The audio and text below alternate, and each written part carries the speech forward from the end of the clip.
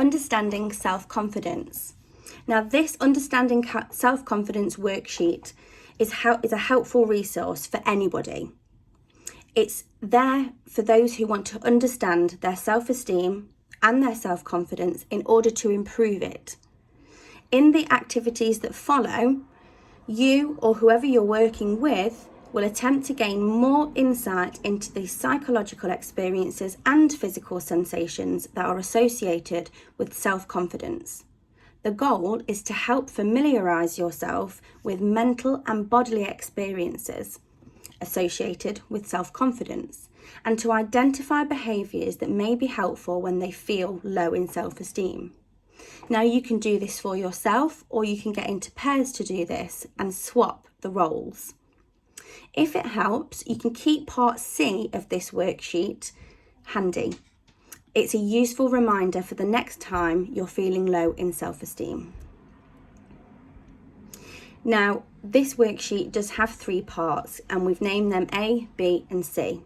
Part A, you and your partner can recall a situation in which you felt confident and you experience a sense of self-worth. So think back to a time when you really felt good about yourself. And then answer the questions about that scenario or situation in the spaces that we've provided on the worksheet. Part B poses the same questions of a situation in which you felt low in self-esteem. These allow for a contrast and a comparison to enable you to do part C.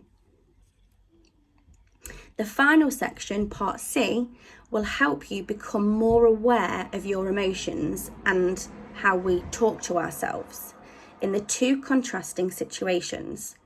You can then analyse your reactions and identify adaptive actions for a dealing strategy for future situations where you feel low in self-esteem.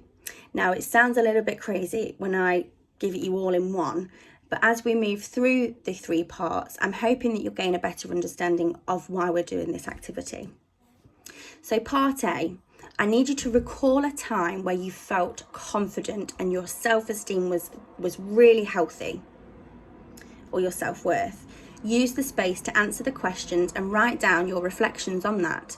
So how would you describe the situation? What was happening? Again, try and keep it factual rather than anxiety provoked. What are you saying to yourself about the situation? That's self-talk. So what are we saying to ourselves? Felt pretty good when I did that. Yeah? High five yourself, pat on the back type of things. What physical sensations and feelings are you aware of during this time of healthy self-esteem or high confidence? And what do you do as a result of this? So how did the rest of your day go? What other things happened in that situation which was a result of feeling that way? Part B is the flip side of this. So we want you to try and remember a situation when you felt that your self-esteem was really low. Using the same questions as in part A, write down the answers. So how would you describe the situation? What's actually happening in this moment of low self-esteem? How are we feeling and what was the result of feeling this way? So what actions did your thoughts and feelings of low self-conscious, low confidence, what actions then happened? The reason we say that you can do this with a partner is because sometimes it's easier for us to be asked the question than to ask ourselves the question. Part C, as we said at the beginning, we're now going to try and evaluate part A and part B and use those as a comparison. So using those notes, we're going to answer the next questions. First of all, what positive statement could I say to myself to be reminded of my power? Question 2, what could I do that would help me feel differently? And question 3, what could I do differently next time I am in this situation? What actions would empower me? So we really want to focus on that healthy self-esteem list of questions and feelings, and how can we implement those in a moment of low self-esteem?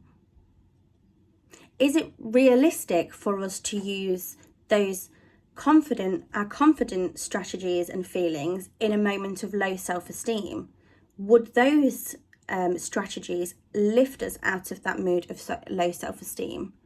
Would anything that we have listed when we felt confident, would any of those things help us in a moment of low self-esteem? This activity can take some time to get our heads around, but really think and really write down everything that you're thinking and feeling. If you are able to print out part A and part B and place them beside one another, this is a great way of really processing each situation and really being able to compare the difference between the two.